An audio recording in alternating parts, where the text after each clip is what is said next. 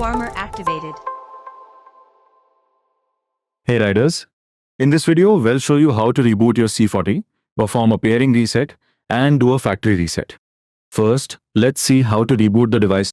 To reboot your C40, press all three buttons on the 3-button module at the same time and then release them. The LED will blink and the device will reboot. BluArmor activated. Battery full. Primary pairing. Next, let's do a pairing reset.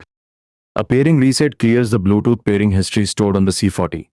To do this, press and hold the middle button and the left button together for 10 seconds. After 10 seconds, the C40 will produce a beep sound and disconnect from any devices it is currently connected to and erase all the pairing history on the device. Primary disconnected. Now, let's see how to perform a factory reset on the C60. A factory reset restores the device to its original factory settings. To perform a factory reset, press and hold the left and right buttons, that's the volume down and volume up buttons, together for 10 seconds.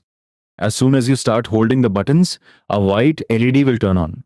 After about 10 seconds, the device will produce a beep sound, and the white LED will blink once.